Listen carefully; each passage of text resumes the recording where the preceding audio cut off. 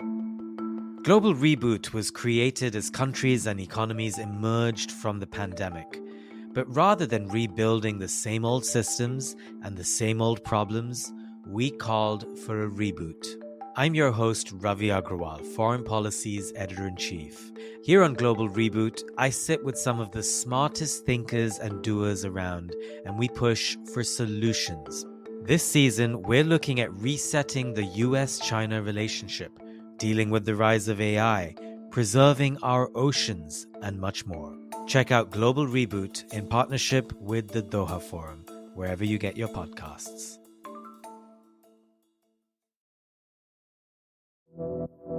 You're listening to One Decision, the podcast that looks at the choices made that shape our world. I'm your host, Julia Macfarlane, and I'm joined by my co-host, Sir Richard Dearlove, the former chief of Britain's MI6. The former British Prime Minister Boris Johnson's decision to back Ukraine, and back Ukraine all the way, was one of the most defining aspects of his 3 years in office. But as popular as he has been in Kyiv, he is a far more controversial character back home in the United Kingdom. We sat down with the former Prime Minister, the Brexiteer-in-chief, a man who nearly lost a raging battle against a serious infection of COVID, and we asked him about the choices he made in foreign policy.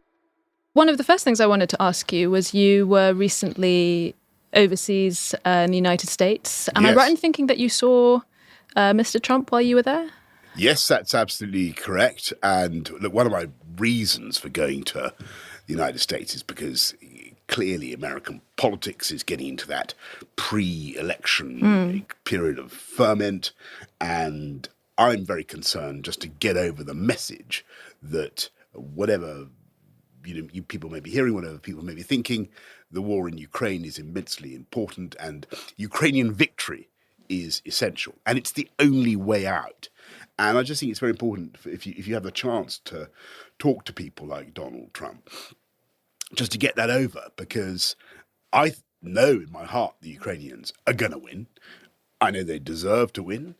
And I know that America has played a crucial role in making sure that that is the right outcome. I just think it's important to remind somebody like Donald Trump, he actually played a pretty important role. Is he a threat to their victory there? Well, Richard, don't forget who sent the first javelins.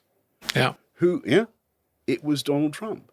And, it was also Donald Trump who withheld military aid to Ukraine. Who sent the first javelins? Before we sent the NLAWs, actually enabling us in the UK, in a way, to make that vital contribution. Well, what did he say this time? Was he amenable to? It was very free-flowing, energetic conversation, the kind you'd expect. And what I found actually with the Republican Party in the United States is that of course they're anxious about the expense, and that's the role of Congress. Sure, but is his position more nuanced than it has been in public? They strongly support the Ukrainians.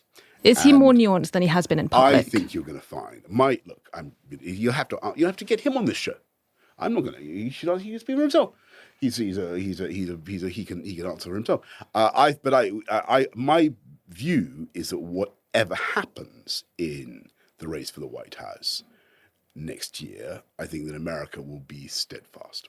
And I think that the big geopolitical reasons for continued American support for Ukraine will be overwhelming for whoever's there. But even DeSantis has really made the Ukrainians anxious by saying this is a territorial dispute. Well, which is why, look, and of course there is an element in the Republican Party, in the grassroots that kind of are isolationist, but it was ever thus. How long did it take before the great Republic of the United States of America came to support us in the Second World War? 2 years. 2 years. 2 years. Mm-hmm. 2 years, right? And it wasn't until America was directly attacked at Pearl Harbor that things changed. So actually, I think you could argue what Joe Biden has done has been outstanding. I mean, I think the commitment in dollars, the commitment in materiel, in kit, in weapons, equipment, amazing. Now, it's coming too slowly. we all need to speed up. The lesson we're learning in Ukraine is that we're kind of always having the argument about the thing we should have done 6 months ago. I mean, we talked about tanks 6 months before we ended up doing it. We're now talking about the fast jets, about F-16s. We're training. You know, I think that it's inevitable that we'll be giving the Ukrainians air cover as well, and that's the right thing to do. And I think that. So the reason I'm optimistic about the United States is that I think that the potential gains for the world are so enormous, and the gains for American leadership are so enormous. Talk to us about that phone call with Vladimir Putin where he threatened you with a missile attack. Why? I mean, you didn't speak out about that at the time.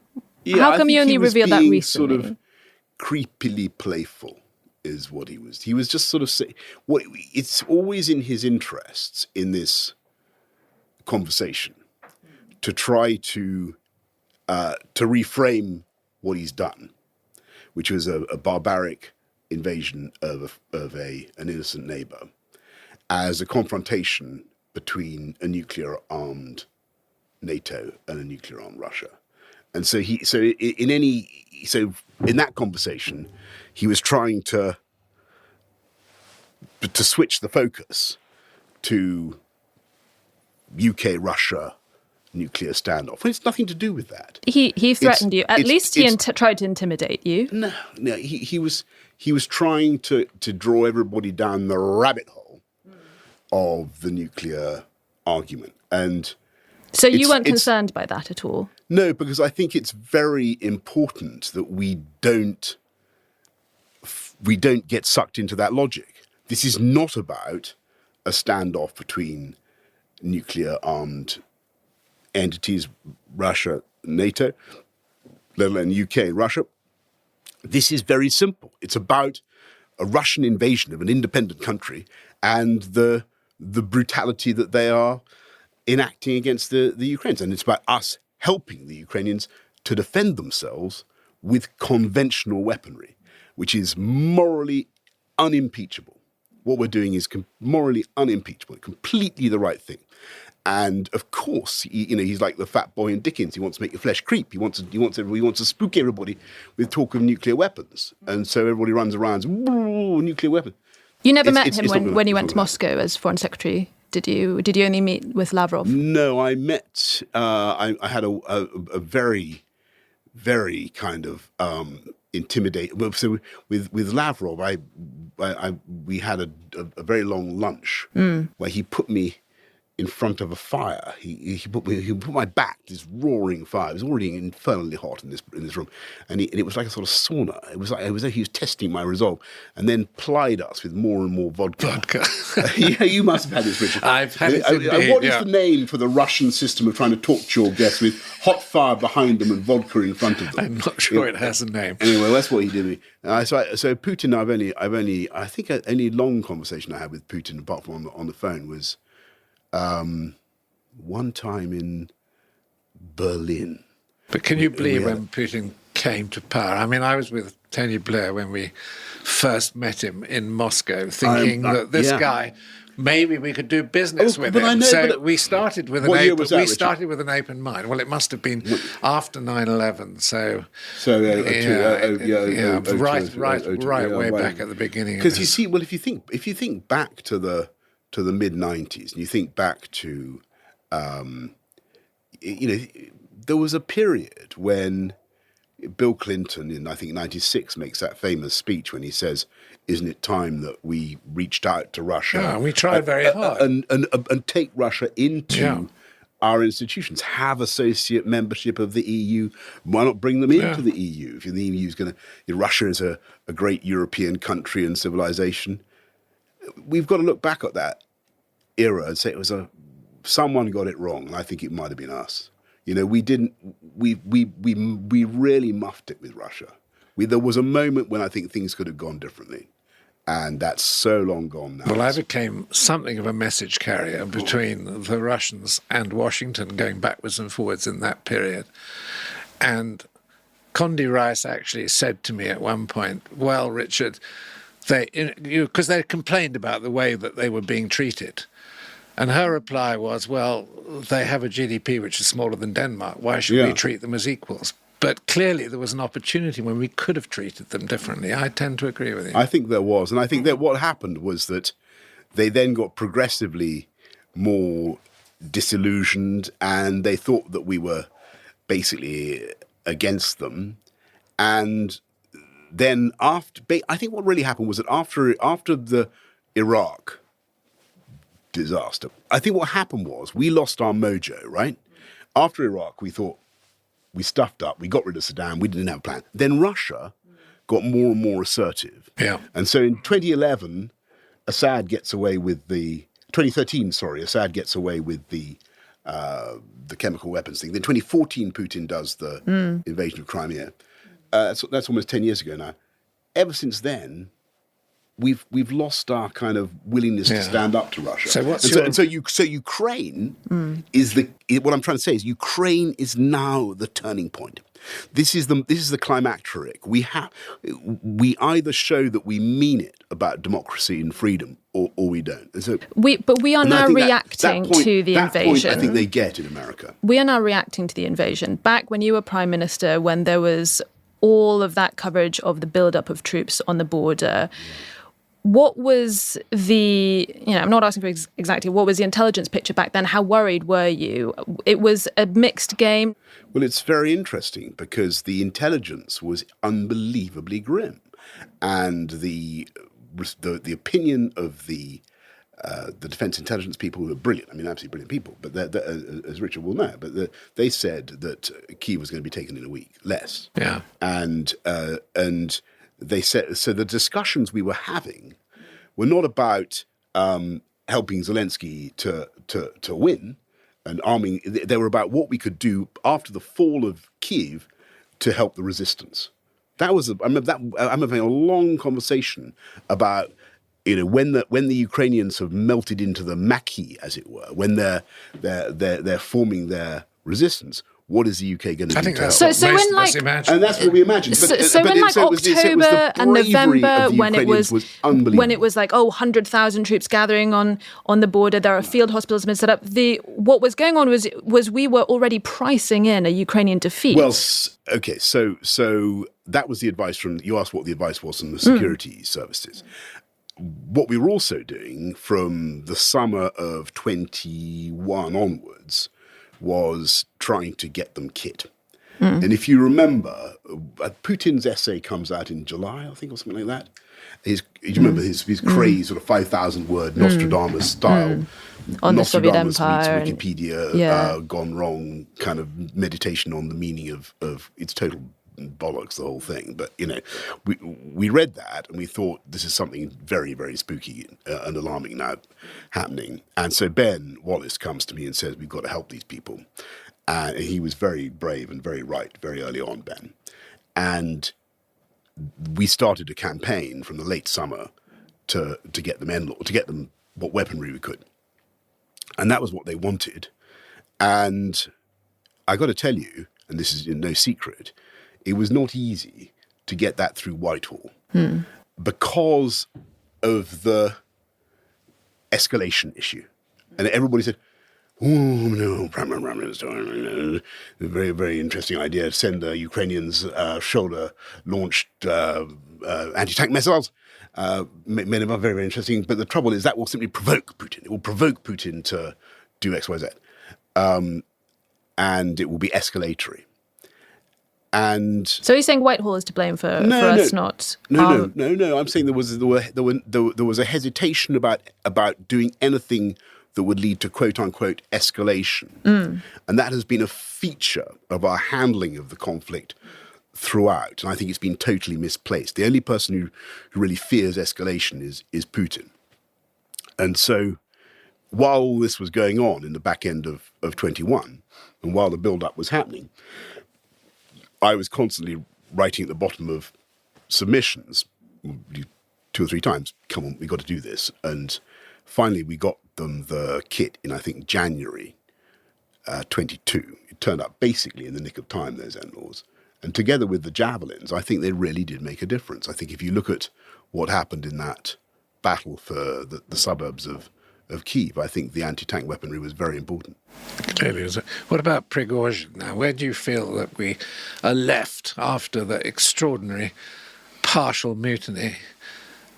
Which, I think Putin clearly panicked in terms of his announcement on television. I mean, it's quite extraordinary. He over-egged it, didn't he? Yeah, incredibly. He didn't need... I'd love to hear what you think, Richard, but my view is that Putin has inevitably been made to look weaker, less authoritative. Prigozhin, if he was anything, was meant to be the mailed fist, the Rottweiler, the licensed bashy bazook of Putin, wasn't he? He was his janissary, his mercenary weapon, and he clearly proved not to be controllable. And I think it's the shock of seeing the great tyrant actually unable to control one of his most important pieces on the chessboard. That I think has spooked a lot of people around the world who've been inclined to give Putin too much of the benefit of the doubt. I think whether in the short term it will make any real difference to the Ukrainians' ability to smash through in the south of the country and kick the Russians out of the land bridge, I'm not sure. But it's certainly been bad for Putin. It's been bad for Russian morale, and therefore good for Ukraine. I mean, that's probably about the most I can say about it. But Richard, you had a question on Brexit for Mr. Johnson. Because I'm an ideological Brexiteer for reasons that we could discuss separately outside the meeting. But I'm really disappointed as to where the government have got us to now. And I just feel that the failure to grasp the opportunities that Brexit provided, or the slowness. I know. Well, but a lot of us. I would like you to sort of reflect. A lot of us feel a great sense of frustration and a great sense that we should be doing more and faster. But let me just give you this, okay? Before you panic. Number one. Have you been vaccinated against COVID? Of course. Well, there you go. Have you? Julia? Yes, I have. Okay, right. Which country had the fastest vaccine rollout anywhere in Europe? Well, okay, right. Let me answer the question. It was the United Kingdom. Why? But we could have done that still in the EU. Actually, it's not true. It's not true because we were out of the vaccine procurement program, the EU's vaccine procurement program, and we were out of the EMA. So we actually had a 2-month head start. And if you look at the figures, it's clear that we by I think March 2021, we had vaccinated about 45% of our population compared to 10% of the EU, and that made a material difference to our economic prospects, to our ability to come out of the pandemic fast. Number two, we've just talked a lot about Ukraine, and it's been the single most important foreign policy choice that the UK government had to face for a long time: how to handle the invasion by Vladimir Putin. I really put it to you that if we had been in the EU during those crucial months that you've just described, Julia, that period from the autumn leading up to the final invasion on February the 24th, 2022, it would have been a priority to stick to the Normandy format, to the Minsk process, which since 2014 have been controlled exclusively by France and Germany. You know the format: France, Germany, Ukraine, Russia. They're the people in the EU foreign policy to which we were committed by treaty to support that have responsibility for handling Ukraine. I really don't think the UK would have been in a position to do things as differently and as dynamically as we did. Number three, the deal with the Australians and the Americans over, I'm just talking about AUKUS. Foreign policy. AUKUS. Yeah. Mm. There's no way we could have done that within the EU, because under our duty of sincere cooperation with our friends and partners, I'm afraid we would have been obliged to tell the French that we were party to this terrible information that the Australians... I was a primary critic of European defence policy. I know that it's frustrating to see how slow it all is, but it's a process, not an event, and it will continue to reap dividends. And on things like genomic editing, there's a crazy European Court of Justice ruling against doing it. Well, we're going ahead and doing it anyway. There's stuff like all this AI stuff. You've got some European countries like the Italians who are saying they actually want to ban it. And there will. So what will happen is that the Commission will eventually produce and you've got all these AI gurus saying it's the end of the world. I think it's all nonsense, by the way. It's total rubbish. AI is a very useful tool, and that's it.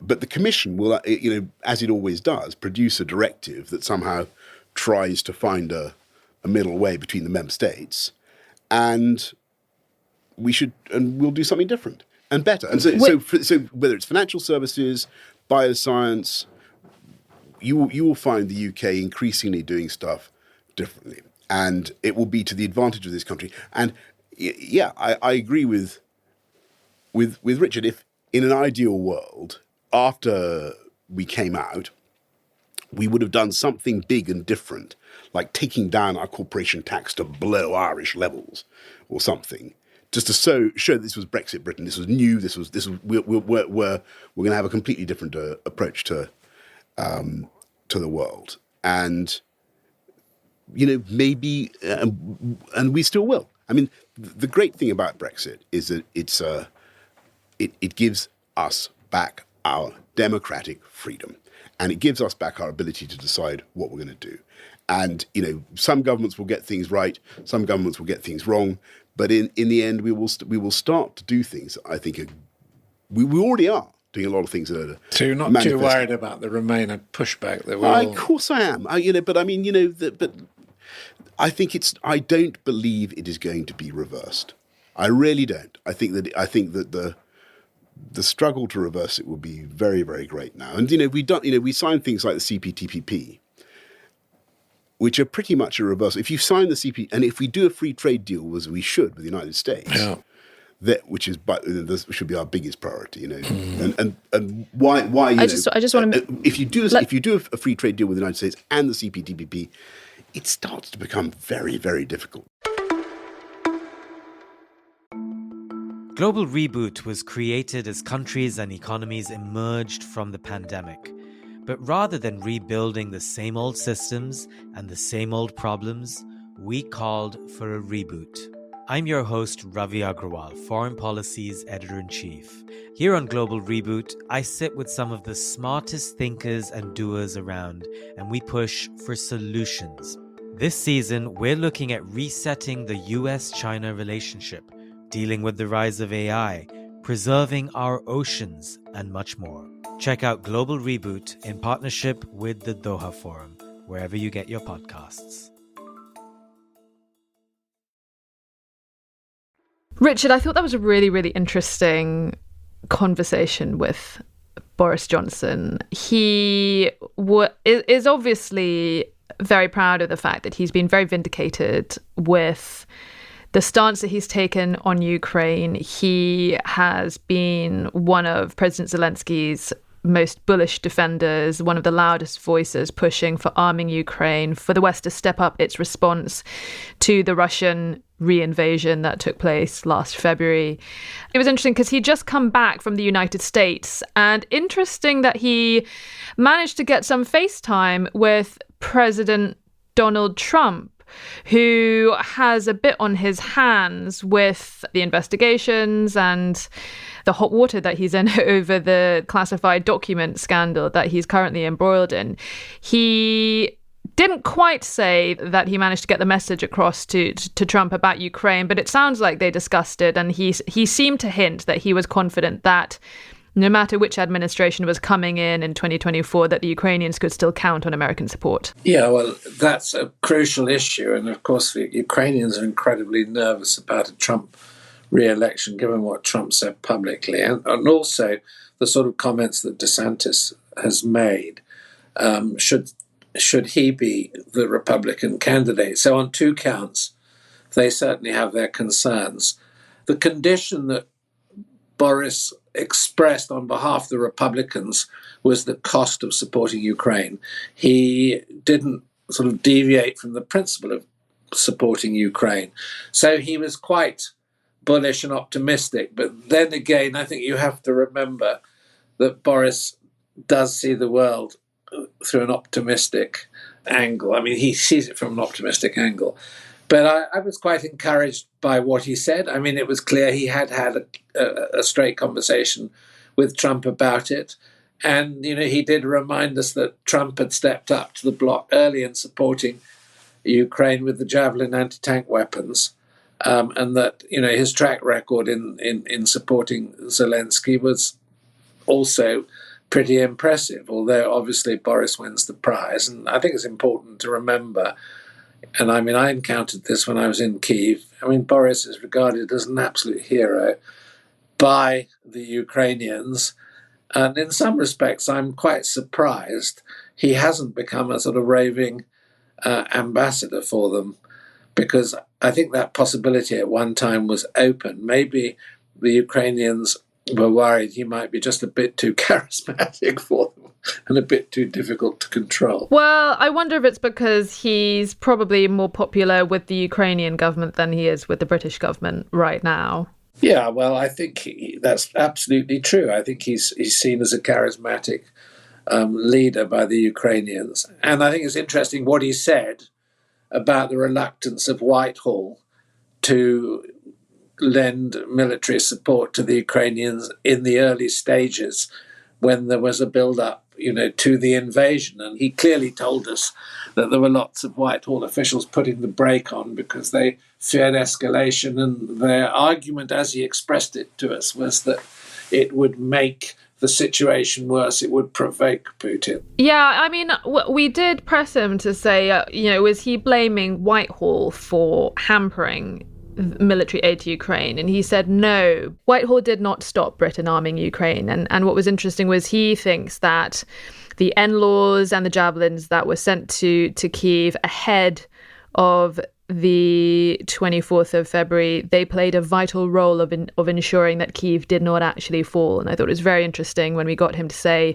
that in the months before the invasion, the intelligence picture that he got from the British security services was kind of painting the picture of what the UK's position should be when Kyiv falls within a week or whatever it was, and how can the UK support what would have been an opposition insurgency against a kind of Yanukovych-style pro-Russian new administration installed in Kyiv. Yeah, well, I think it's quite clear that pretty much everybody assumed that the Russians would drive down the road to Kyiv in a relatively short period of time and that the resistance would be minimal.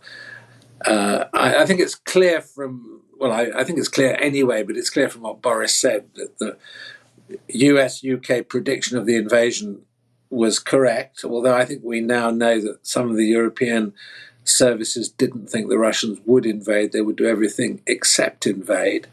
But I think what the Americans and the British didn't predict was the effectiveness of Ukrainian resistance. That was a huge surprise to everybody, including Boris. And as he said, the submissions he was seeing about Ukraine all related to the aftermath of a successful Russian invasion. And of course, there would have been a massive Ukrainian insurgency, but it would have been after the event. And by then, the government would have been deposed and you would have had a new government.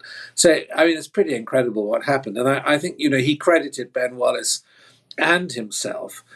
And I mean, that's exactly how Whitehall would work. I mean, if the ministers insist on a policy, they can disregard, the advice of civil servants. And clearly, the mainline advice from civil servants was don't do it. Wallace and Boris themselves obviously insisted that it was the right thing. And let's face it, that was a correct call. So good for them. Yeah, I mean, I think it's also really interesting. We're more than a year now since that invasion was launched. And what we've learned all kinds of things about the Russian leadership and about the Russian military that we did not know before. Things that we didn't see in, for example, the conflict in Syria, where the Russians had air superiority over Syrian rebels who were essentially, it was like shooting ducks in a barrel. The Russian Air Force was not challenged.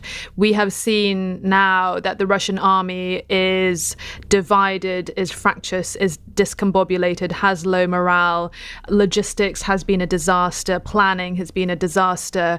The Russian leadership and elite squabbling amongst themselves. And of course, this projection of power, this impression of absolute control and authority that Vladimir Putin has been projecting for the last 2 decades. We have seen now with the recent mutiny led by Prigozhin, how fragile that impression really has been. And we are seeing things moving in the battle, on the battlefield.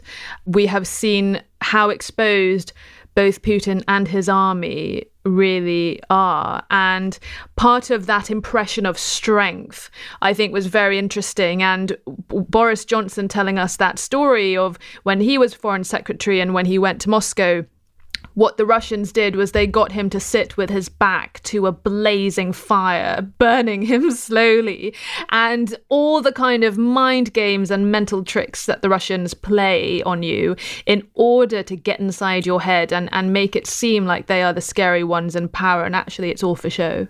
Yeah, well, that's very much Russian methodology. Did you ever get the same treatment, Richard? Not quite. I think they were a little more careful with me. But on the other hand, there is this sort of feeling in Moscow of the sort of isolation of foreigners. If you go to the Tretyakov Museum, which is this wonderful museum of Russian art, one of the themes in Russian painting, which comes out clearly from the Tretyakov, and this is relevant, is suspicion of foreigners. Because, for long periods of Russian history, there was a sort of exclusion of foreign influence, except that which was very specifically controlled in the court of the Tsar. But, I mean, it's a strange place when you go there. And to go there at the end of the Cold War, when not many people had been there in the capacity that I was there, you did feel that something special was happening, but they did make you feel that, here was Russian and Soviet power in your face. And, you were largely irrelevant to the way it thought about itself and the world. But anyway, I mean, the extraordinary thing about Ukraine is this super powerful army that we all thought Russia had has been shown to be riven with weakness. And it's not the world's second military power after the United States. It's certainly slipped down the league table. And the aftershocks and the effects of that mutiny continue to remain to be seen. I think it's the overwhelming consensus is that it has weakened Putin, at least symbolically. But we are getting news that the Ukrainians are moving closer towards Bakhmut. There are concerns about the status of the Zaporizhzhia nuclear plant. The Ukrainians recently have hit out against the analysis that this counteroffensive of theirs is taking longer than perhaps the West would like. And when you were in Ukraine, you received quite a strong message from Kyiv, which was that, the counteroffensive, this is military tactics, this is war, this is strategy. It doesn't fit into a nice Western narrative of it being quick and simple. There are many different sides to it.